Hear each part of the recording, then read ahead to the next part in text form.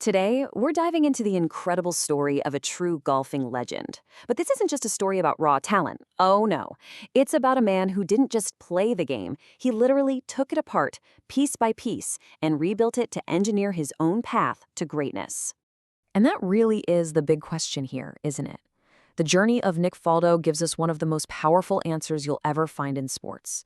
An answer that was built on just sheer, unbelievable will and dedication. Our story starts in a pretty unusual place. It's not on a fancy golf course or some driving range. Nope, it begins in a living room in Welwyn Garden City, England, all thanks to the flicker of a television set. So, check out this timeline. Faldo was born in '57, and for the first part of his life, he had absolutely zero interest in golf. Then, at 14 years old, he watches the 1971 Masters on TV, and he is just completely captivated. That one single event lit a fire in him, and just 5 years later, at only 19, he's a professional. I mean, that's just an insanely fast rise. And even though he was successful right out of the gate, having great potential just wasn't enough for him. Faldo was aiming for the absolute top of the mountain, and this ambition, this burning desire to be the undisputed best, is what led him to make one of the gutsiest moves in the history of sports. So that ambition, it led him to what you could only call an ordeal, something that would completely define his career. We're not talking about making a few little adjustments here. We're talking about a complete teardown and rebuild of his entire game. I mean, really, just think about that for a second. He's a successful pro, and at a point where most athletes are just fine-tuning their skills, Faldo decides his technique has a ceiling. And to smash through it, he chose to start completely over, taking apart the very thing that made him a pro to begin with. The risk was just massive. And to really wrap your head around this commitment, you have to get that this wasn't like taking a few lessons. We're talking about years of grueling, obsessive practice, deconstructing and relearning every single tiny movement, fighting through that frustration of feeling like a beginner all over again, all for one goal, to forge a new, perfect technique that could hold up under any pressure. So, after years, pretty much in the wilderness, honing that new swing, far away from the winner's circle, all that sacrifice, it started to pay off, and boy did it pay off in the most spectacular way you can possibly imagine.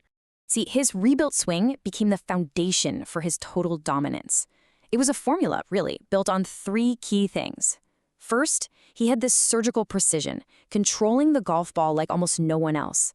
That led to the second piece, a strategic, kind of chess master approach to the course. And finally, when you combine those, you get the third element, an absolutely unbreakable mental game under pressure. And what was the ultimate result of all that blood, sweat, and tears? Well, this number says it all. 6. That is the number of major championships he would go on to win. And that's the real currency of greatness in pro golf.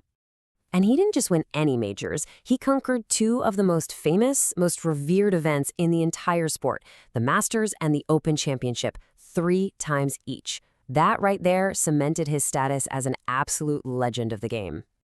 But it's not just about the numbers on a spreadsheet. The way he won often tells a much bigger story. And maybe no victory showed off his unique character more than his final Masters win back in 1996. Okay, so picture the scene. He starts the final round a full 6 strokes behind the leader. Now, in a major championship, that is a monumental gap. For pretty much any other player on the planet, the tournament is already over. But see, Nick Faldo wasn't like most players. While his rival famously collapsed under the intense, suffocating pressure of Augusta National, Faldo was like a rock. He just played this brilliantly steady, methodical game, letting all the chaos unfold around him until he was the last man standing. It was a dramatic, truly historic comeback win. His impact on golf went way beyond his own trophy case, though. He became a titan of the sport, not just for himself, but for his entire continent. 11. That's the key number here. That is how many times he represented Team Europe in the Ryder Cup. In that fierce battle against the United States, Faldo was their cornerstone, the leader whose presence helped usher in a whole new era of European dominance. And that leadership didn't just stop when he put his clubs away. He transitioned seamlessly, first captaining the Ryder Cup team himself, and then moving into the broadcast booth, where he became one of the most respected analysts in the game, sharing that incredible strategic mind with millions of fans. So when you really boil the Nick Faldo story down to its core, you're left with these three pillars. It wasn't just about talent. It was about relentless discipline, sharp intelligence, and just an unwavering determination to architect his own unique path to greatness. The story of Nick Faldo doesn't just suggest an answer to that question, it makes a really powerful case that with enough vision and hard work, greatness really can be built, piece by painful piece. It kind of leaves you wondering, right?